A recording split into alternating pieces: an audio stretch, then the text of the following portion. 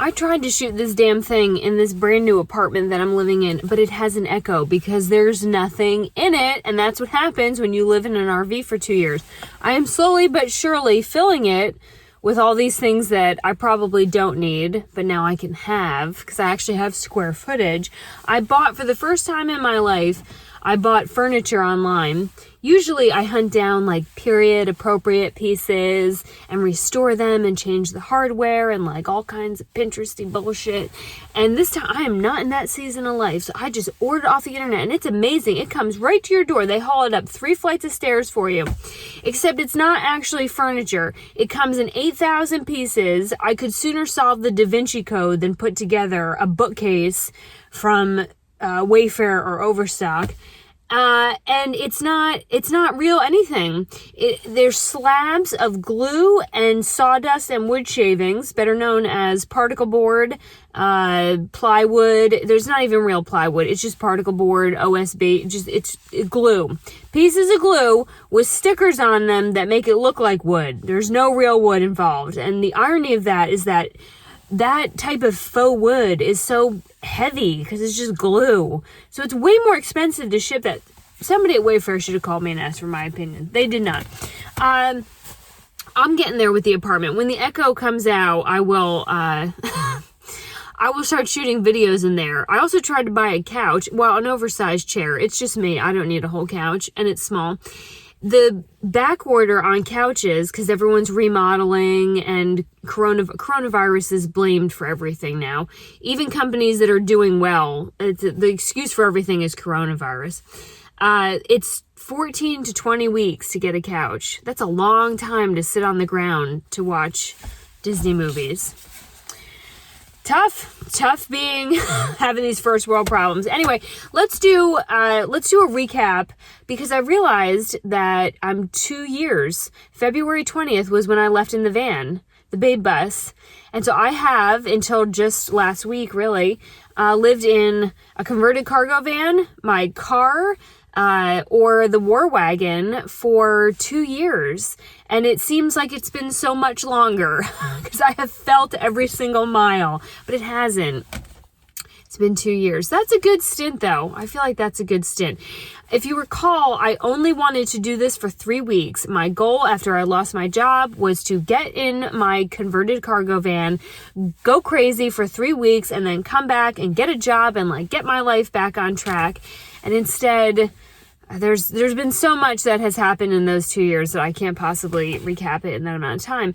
But looking back, the past 2 weeks, I did come up with a very poorly written, my handwriting is terrible. I got chicken pox in 3rd grade when they were doing script and handwriting. So I didn't learn it. And so a physician has nothing on me. I sign my name with a straight line. I can't be bothered with all those shapes. Anyway, so I'm just going to go through like what worked and what was difficult, and then what I would do different. And I'll try to keep this concise, but it's 2 years of my life. The biggest overall, that nothing can replace the experience of living full-time in any kind of rig. It just can't. There is no substitute for that, and it will change you as a person. I am still as mean and sarcastic, maybe worse, as I was beforehand. But it will cause you to make so many other adjustments in your life, mainly adaptability and flexibility, that you're never going to get that any other way. You cannot meet this many people. You cannot see this many places. Yeah, you can be in a hotel, but at a hotel, you don't interact with the people around you. It's just, there really is nothing like it. And that is kind of the overall umbrella theme of why we all do this, that no matter how many of the negatives I tell you, and I am going to tell you a lot of negatives because I feel like most of the other full-time channels blow a lot of smoke and unicorn fairy dust up people's asses about what this is like. And reality, you should know reality before making a huge life decision like this and spending upwards of $70,000. I just think so. But there's no substitute. And when I left, I didn't want to do it. Right before I got in the van, I had no interest in doing it. It was February. It's always gray in the South, rainy and cold. And I was in a big, beautiful home, and the heat would come on every morning on my mattress and like all snuggled up under my covers, and it'd be rainy and gray outside. And I looked at that van and I just thought, I have no interest in doing this. Like, maybe I thought I'd just sell the van. Like, I just built it out and I'll just sell it. I didn't want to do it. I don't want to leave comfort. We become so comfortable. And even if you're not thrilled with your current living situation, we are creatures of habit by nature. And so you get into a routine and you have the things you do every day and your little creature comforts. Like, mine is my kettle and my Tinkerbell pajamas. And separating from that, especially when there's other things in your life going on, is not really enticing at all. So I didn't want to go. And the two things that have really profoundly impacted my life from doing this are, one, I learned that comfort is the anchor to change. And not in a good way. When we get comfortable, we stop looking for new opportunities. We stop looking for ways to challenge ourselves. We stop taking risks. I had been in that job for 11, 12 years. I knew how to do it in my sleep. I could do a live shot in my sleep. I could put my TV makeup on in my sleep. Everyone in this town knew me, so I could get interviews like that. There was nothing, everything was easy, and that was great. So to then throw all that aside and to get rid of your home and go out into the unknown, it seemed so much easier when I was in college and in my early 20s, because you didn't mind taking risks. And as we get older, even when we don't realize it, we become so risk adverse that we watch other people, and YouTube is notorious for that, take on big risks and challenges and live vicariously through them while not doing it ourselves. And I was as much of a risk taker as I was in my job and the stories that I told in the documentaries that I did, and I still traveled to areas that a solo female maybe shouldn't. I had gotten comfortable and I had gotten set in my ways, and doing this rig 2 years full time has broken me of that, where you have to learn how to become very flexible and adapt to any situation, because all sorts of things are going to get thrown your way, and you're going to have to move a lot. You're going to have to meet and interact with people from all walks of life.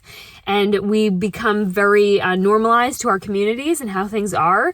I remember being in the bayou in Louisiana in the rig, and I had seen that kind of poverty before, but I had not lived in it and interacted as much with it. And you just are going to have to learn a whole new set of skills. And I don't know that being in a hotel or an Airbnb will give you that. So I'm grateful for that. I'm also grateful that it unchained me from my things. And this is the biggest issue with people with looking at the full-time. I get emails all week, all month, everything long, of people who want to do what I did. And it's a whole long email, and it's really a list of excuses of all the reasons why they're not. And it's always about stuff and the debt and money that's tied to the stuff. When I was getting ready to leave, initially I had a storage unit full of all my beautiful like furniture and things and things I had stolen out of abandoned buildings. And I did this exercise where I would go to the storage unit and open it up, and I would say to myself, all of this used to be money, and now it's not. All that money that's tied up in things. As a real estate agent now, money and things, the two together, are what keep people out of home ownership, because they have all this shit that they bought that they don't need. People are like, they fill the tank. Whatever size house you put them in, they expand to, and downsizing and getting rid of stuff is very challenging for them. That's why we have so many storage units popping up. I had to detach from all that. I had a 2,000 square foot beautiful home with all the period furniture. It was so lovely. It was like Downton Abbey, but without the cool outfits. And I had to get rid of all of it and get down to what I still have today, which is, I think I have 2 plates, 2 forks, 2 knives, 2 spoons. I have 1 cup. I have very little. So from all of that to just the bare minimum that would fit in a cargo van, and even when I moved into the War Wagon, which is a big 5th wheel, I still did not really expand my allotment of things that much. And I have become so item adverse. I know that's hard to believe with all this accoutrement from Amazon that's coming in. But living with an Echo in an empty apartment is not enjoyable. So I am trying to get the bare essentials, knowing that I will probably go back into a rig or change my lifestyle. But you don't need all that stuff. And that stuff is usually tied to debt and bills, and it keeps people from doing what I did. And you are going to have to cut the umbilical cord on your stuff. You don't need it. Please do not go get a storage unit. So living full time will teach you that you do not need all this crap that you keep buying. You will meet all kinds of people. I talked about that a little bit. Sometimes those people will be the downside of living in an RV park or being on the road. But having lived all over the country, that wasn't a big get for me. But I'll say that if you've been in the same town, the same state, whatever, your whole life, once you are in RV parks or even at night in the Walmart parking lots, you're just going to be exposed to people from a variety of backgrounds and lifestyles and socioeconomic backgrounds that you wouldn't get in your neighborhood. And I think that travel, if you can do it, is really good for kids and also adults in just getting you out of the tiny perimeter that you're used to. Even though I've traveled to other countries and have lived all over this country, when I was able to still travel abroad, you still get a lot of culture shock. And that sort of, pressure on your spirit and just your comfort zone is good for you. It teaches you to see other people's perspectives. And if we could get a little bit more of that in this nation and this globe right now, we might not have as many problems as we do. Even in the United States, from West Coast to East Coast, North to South, even within zip codes, everybody thinks they have a better idea than the people across the street.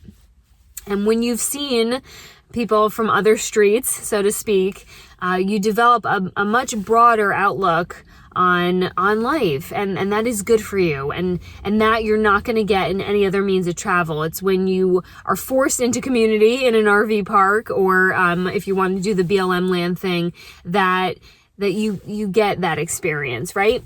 It's made me more resourceful, and I'm really into recycling and being low impact as I can on this planet. That's hard to believe because I'm sitting in a diesel truck. I know the irony there. The diesel truck pulled my house, okay?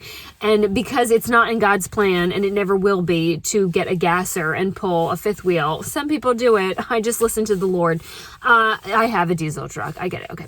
But outside of that, I do try to recycle a lot and be aware of my impact. And when you are forced to carry your water, generate your own power, be aware of how much you're using. When you have to carry your garbage to dumpsters across a park, or you're recycling, when you don't have big garbage cans in your home because you're in a cargo van, and you see how much garbage you generate on a daily basis, when you're responsible for maintaining your toilet. I had the Le Shitter, the little portable toilet, and that I had to physically bag and dispose of. And then in the rig, I had the black tanks. When you have to touch all the resources that you use and the waste, both garbage and otherwise, that you generate, you become more aware of how much impact just one person has. And it's a lot. And even now moving into the apartment, I mean, this is just delicious. I put my garbage outside my door. Someone else takes it away. Can you believe that? When I was in apartments, last time I was in an apartment was college. That didn't happen, but now so it just disappears. It's lovely. It's so nice. I feel so spoiled.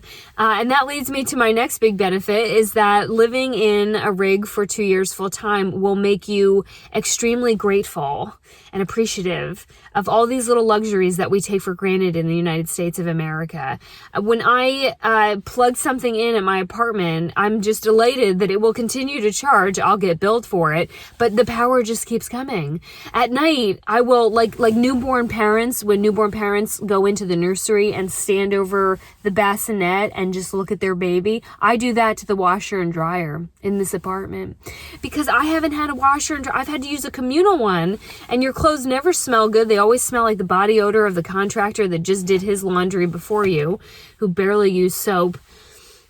And I have hot water. I didn't have hot water for 2 years. I didn't have it in the van. I did have it in the fifth wheel, but you have to turn on the electric or propane. It takes a while to heat up, and I never wanted to deal with that.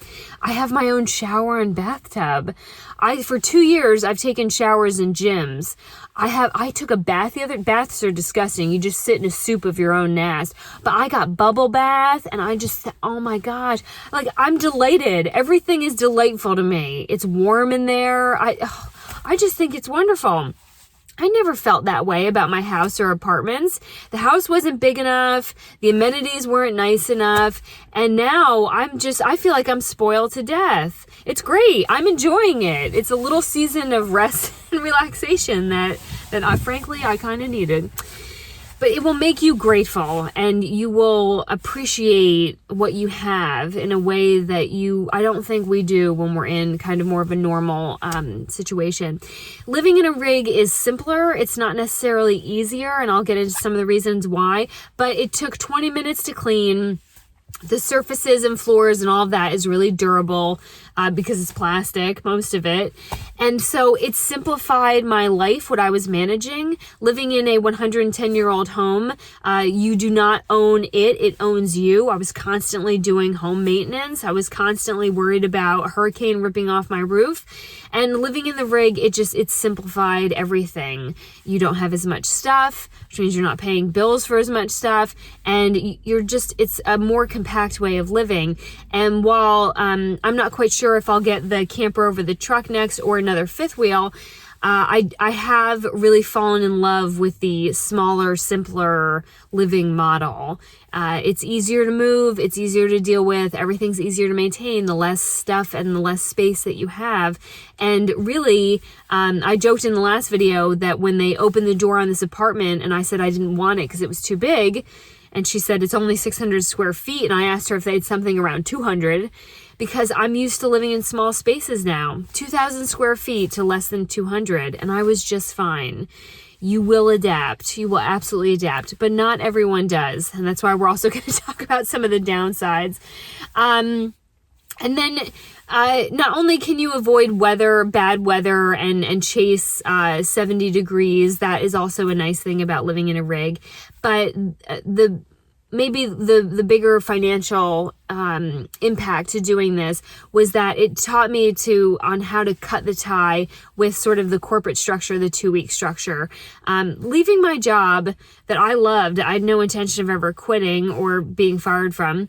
It was sort of a mix of the two, but I was so nervous not to have that paycheck every 2 weeks, and I had no idea how I was going to pull all this off. I knew I was resourceful and I'd figure it out. But there's such a structure in life of you graduate college, you get a job, you get a raise, you move up, you get married, you have 2.5 kids, and a shelter dog, and then you get a house with a garage, and then you get a bigger house, and then you pay bills, and you retire, and then you die. And if you stay on that structure, it's pretty well worn, and the model is easy to follow. So for me, stepping off of that platform and moving into a cargo van and having no idea how I was going to move forward financially, I had to get really creative, and I had to learn to do with a lot less. But ultimately, there's a saying that says, when you get to the island, burn the boats. And the meaning behind that is that when you arrive at a decision, erase all the ways that you could backtrack and get out of it. Because when we're forced to figure something out, we do. But we're not used to doing that. Everyone always has a backup plan, a plan B, a plan C, plan D. And in my case, I did not do any test trips. I got in the van and I went and I figured it out. And when you have to do that, you will figure it out, and it forces you to. And so while getting a paycheck every 2 weeks was wonderful, real estate is a whole different ballgame. YouTube is a whole different ballgame, but you figure it out. And I've been forced to figure it out. And the nice thing is I know how to support myself now without having to rely on a job and a BOSS. I have figured out the insurance thing. If you're curious about insurance that works for travelers, just email me separately from this. But when forced to figure it out, you will figure it out. And unplugging from that structure has been really good for me, because if you are able to to be independent and be an entrepreneur and come up with your own structure, then you should. No one has ever gotten independently wealthy or found freedom by being someone's employee. Very few people, I'd say that. All right, so let's go over some of the downsides. Number one is the cost. I've done this in a different video. There is nothing cheap about this when you actually do a spreadsheet of living full-time in an RV versus a house, an apartment. Obviously, the numbers are going to vary depending on what kind of RV you got, the cost of the apartment, the cost of real estate. I understand that. But in general, when you add up the extraordinary cost now of monthly or nightly RV spots, the cost of the power, the resources, all that, compared to the other two, and then add in the cost of the actual rig itself, it's far more expensive. There's no math on it. It's obvious. The cheapest way to live is with roommates in an apartment. That's just, there's no argument. Unless you live in a tent under a bridge. And I wouldn't recommend that. Having lived in my car, that was dirt cheap, and it was also miserable. So the cost is extraordinary. I know that there are entire channels that preach the gospel of how you can do this really, really cheap, and you can. I've said this before. The big difference is going to be if you are still actively needing to make a paycheck, whether that's on an online business, a remote job, or a job that you go into work, that living in a cargo van and trying to work remotely and not being able to find internet because you can't get the internet through the metal on the van, or having to move very frequently because your reservation is up at this RV park, you got to move here, you're still expected to show up with work. That is where just the wheels come off on a lot of this. So just keep in mind as you look for people on YouTube, and I'm not knocking any other channels. I know how hard it is to run a channel. If you're doing it, that's great. But if they're doing it and supporting themselves full-time on YouTube and you are not, you're comparing apples to apples. It's two very different worlds. Very different. So just try to keep the cost of all this in mind versus what you're going to need to be bringing in to make it all happen. The other issue associated with cost is just finding places. The KOA is booked out for months. Everything is booked in this area. And so if you're going to buy the rig and go do the thing, I hope you've got this planned out really far in advance and you have some idea of how to live without resources. By resources, I mean like power and access to sewer and all that, because you might be sleeping in a lot of parking lots. There was once upon a time with the RV living, certainly with the van, where you could roll up into a town and just call the parks in that area and go pull in and plug up, and you'd be good to go. And that is over. Maybe not in the Midwest, maybe not in somewhere where it's freezing cold right now, but in general, the parks are full, the demand is high, and so the wandering element of this is going to be very, very hard until there's a change in the demand with RVs. With that demand, it means you will always have neighbors at a park. And I will say that my neighbors were either the greatest part of a park or the absolute worst. When you are full-time, you're going to develop a routine, a schedule, a way of living. You will go to bed at a reasonable hour. You'll wake up. You might need to work that day, but you are on some kind of normalcy because that's your home. The people around you are on vacation 9 times out of 10. So they're partying. And the strict majority of my neighbors came in. They set up their 20 tables. They all come out like water buffalo all day long and circle around the snack table. They need to set everything on fire that they can because you're not allowed to do that in the HOA. So this is a thrilling thing. So the husband and the kids are burning their garbage and everything else. The outside radios on an RV were created by the devil himself. They've got theirs on. People who don't live in the South come down to RV in the South and blare horrible modern pop country music as loud as they can to feel like they're really somewhere new. And it's really hard to get a good night's sleep when the weather is nice in an RV park. They just get very loud. Not all RV parks are like that, but I'm telling you, as a full-timer, the people around you are either going to be wonderful or horrible. The good news is that they tend to pull out in a couple days. The bad news is that for those couple days, they will be a nightmare. Some of the full-timers, people on the road, a lot of full-timers are really respectful because they do this every day. but some of them establish residency at their lot, and you may be parked next to people that have garbage and junk and all kinds of things all over their yard, and that's what you're staring at. The rigs are this close together. Everybody's RV windows are basically the same height, so just say goodbye to privacy. That's gone. You're gonna have people walking by your rig at night, people walking through your rig while you're sitting outside at the lawn. It's communal living, and I'm just telling you that because it's not necessarily for everyone, but you are not going to have any privacy whatsoever. That's gone. Gone. Bye-bye.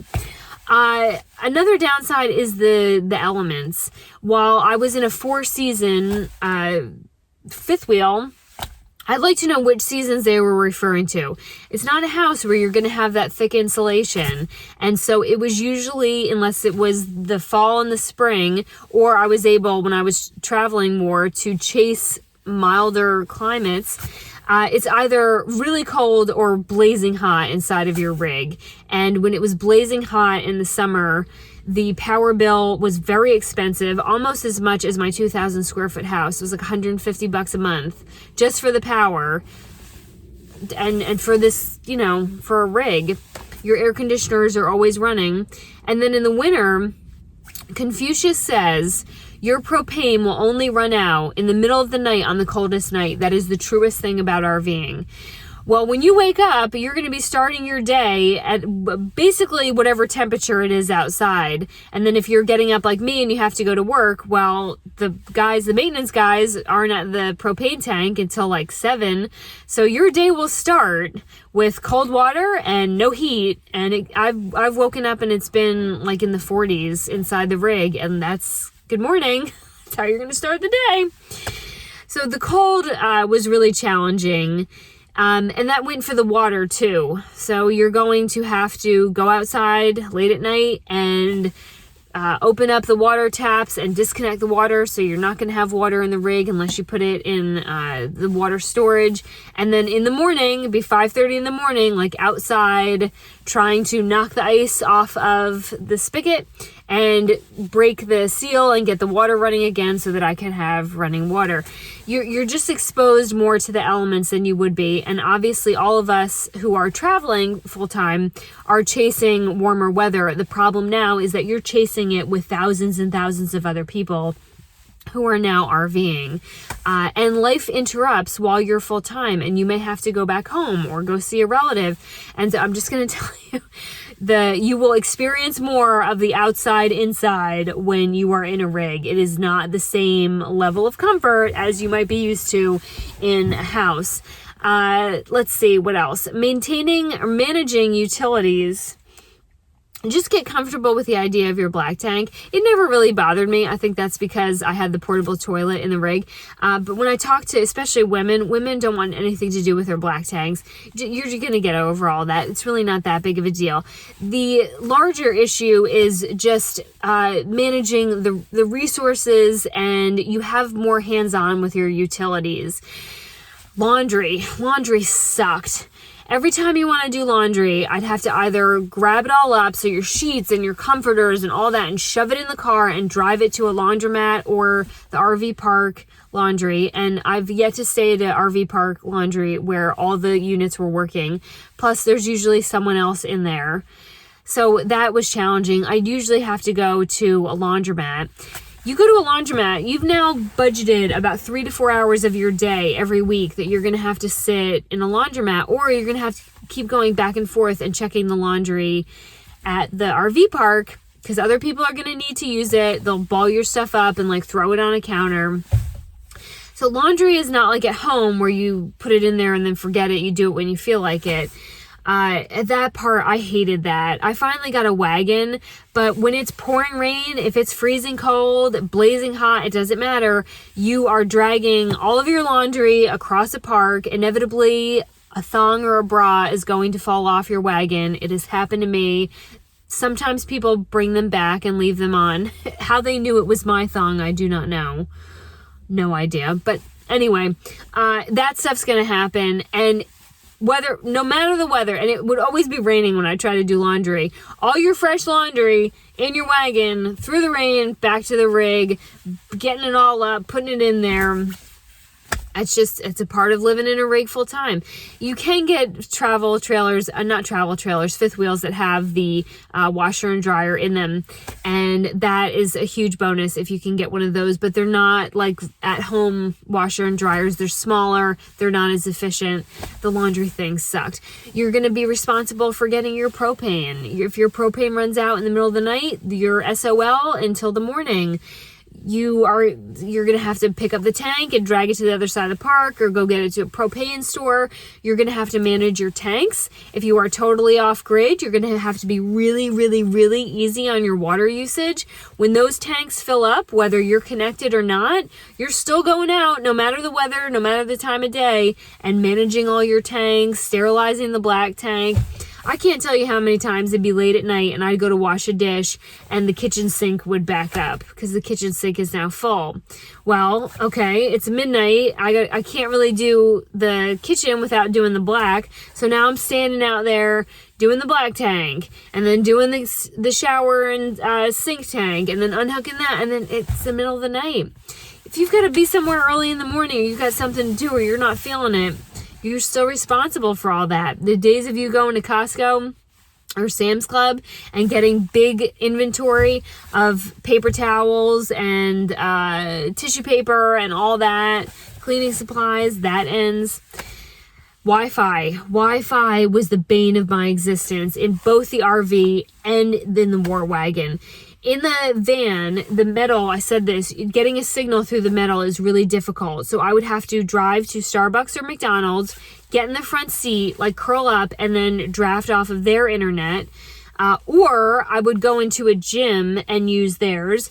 In the war wagon, all the RV parks tell you that they have high-speed internet. Yes, they do, at the office. Then they repeat it with these repeaters all over the park.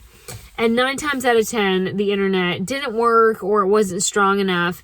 So even in the war wagon, I had to drive to the office or a McDonald's or wherever and do the work I needed to do. We need to stop the narrative, please, on unlimited internet, because everyone suggests that you go get like one of those MiFis, whatever they're called, and that you'll have unlimited internet. There is no such thing. There is no plan unless you get a satellite dish, I think, that gets you unlimited internet. All of the internet plans, no matter whether you're using your phone or you get a hotspot, you get a certain amount of data, and then after that data, they throttle the speed, meaning they slow it down to the point that it's like glorified dial-up. People think it's unlimited because they're not heavy users, and so they never get to that cap. And so they use that narrative of like unlimited internet. No, it's not unlimited. For people like me who are uploading video, doing Zoom calls, teaching Zoom masterclasses, I upload 2 videos and do 1 Zoom call, and I have blown through 30 gigs of data in a day. So you have to have some kind of internet solution because that is really tricky. I've not tried the super expensive services that some of the other YouTubers recommend because they're too expensive. I went out and found internet, but that's another part of your day now. If you want to crash on the couch and edit a video and upload it, if you want to do a Zoom call, you're going to blow through your data or the parks will not be enough. So now you are going to get out, and no matter the time, and have to go find Wi-Fi. It's just a part of doing the thing. Clothes storage. I mentioned storage with commodities like paper towels and all that. That is going to be an adjustment for you. You're also not going to have anywhere if you have dresses or long coats. Most of the rigs, the storage for clothes is very small and narrow. And I talked about this before, that all my dresses for work were getting like crinkled because I'd have to like bunch them up at the bottom. This is all part of the downsizing conversation. It's just a reality of having less, and it only became a problem for me when we kind of came out of quarantine and I had to start taking a shower again and like wear a bra, and I went to go put on my nicer work suits, and they were completely, every day having to iron them out because there's just not a lot of storage. And the storage you can fit a lot on a fifth wheel, but these people in vans, having done the van thing, You've got nowhere to put much of anything, and that goes for grocery shopping too. You're going to have to shop more for your supplies and your food than you would normally. In the van, I had to grocery shop every single day. That sucked. That was 40 minutes out of my day every single day that I'd have to go to the grocery store, buy food, and then cook a meal because there's nowhere to put it. You have no food storage. I know they all have those hippie fruit baskets hanging in their rig, but like, I can't fit Coke Zero in that. The fifth wheel was better. The fridge is bigger, but it's still not a house. So you're going to be grocery shopping more than you usually would. And these are kind of little things. The dirt, rigs get dirty much easier than a house. There was always sand and grime on the floor in mine, so you're going to be cleaning a lot more than you're used to. That's kind of a marginal issue, but I do want to mention to you in case any of you are neat freaks. In regards to like the going grocery shopping more and having to find your resources more, I also want you to know that your convenience to amenities is a lot less when you live in an RV park. RV parks are usually, because they're big acreage, they're away from the big cities. So you're going to be spending more time driving around, finding your resources. On grocery shopping, I think that's the one that's the biggest issue. I need to make sure, I'm meeting an inspector here at this house and I need to make sure I don't miss him. Anyway, and then the last one, and this is perhaps the biggest one that was kind of the death, that was the death knell for me and the rig, is that when you have no say over the ground beneath your feet, when you are fighting thousands of other RVers who want the space as bad as you do, when you are moving from town to town, you will have so many more disruptions in your life than you would in a more standard living situation. And I've said this before, the problem with being a tumbleweed is the wind. When you have no anchor, you get blown around a lot more. And there were just so many more disruptions. And that wasn't as much of a deal when I was in the van and YouTube was my only means of income. All that changed when YouTube pulled the funding on my channel for 6 months. And I had to get more established with how to pay for all of this. But you will have to move more often. The moving days are production if you're in a rig. You will have to I don't even know how to explain this. You just are blown about much more. And while the plus side of that is it will make you more adaptive and flexible, the downside is that you're just going to get thrown around a whole lot more. More times moving, more times having to adjust to the people around you, more times having to find the resources you need, more times finding internet. Just severe weather comes through. You've got to move the rig. I went through a hurricane in my rig. I should have moved it. All of that, you are more exposed to the world, and that will do some good things to you. But I want you to know that like peace and serenity, it's not really a part of all this. It is really, it's a more challenging way to live, but it will put some hair on your chest. It will make you a different person, and that's worth living. That said, I would never take back the past 2 years. I've been able to do things and meet people and been exposed to all kinds of things that I would have never gotten otherwise. I'm so grateful that I was able to unplug from the JOB. I'm so grateful that I've lost a lot of my attachment to things. I like that I can weather a lot more storms now, and I loved my rig. But seasons change, and they will change for you. And I don't want anyone to feel because they watch YouTube channels where those people have been doing it for years. Keep in mind, their whole financial structure, their business is based on YouTube channels where they full-time in their rig. So they're always going to sing the narrative of living in a rig full-time. You may only want to do this for a couple months. You may only want to do this for a couple weeks. It's your adventure, and you don't have to judge that off of what you see on YouTube.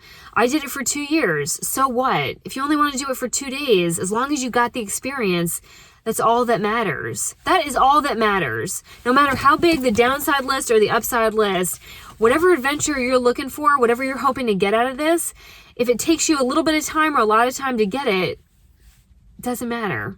It's your adventure. The important part is that you actually take the step to go have the adventure, and that you grow a pair of lady balls or bigger balls and go do the damn thing, because sitting and watching other people do it does not put you any closer to your adventure. And doesn't matter. What matters is that you try. And I will be cheering you on no matter how long you do it, no matter how big or fancy the rig, how simple. If the van conversion is beautiful or if it's basic, it doesn't matter. It's your adventure. It's your adventure, weirdos. All right, I'm going to go meet this inspector, and because I'm running out of time, I will do a separate video on everything I would have done differently. This was just kind of the pros and cons of full-time RVing. All right, bye, weirdos.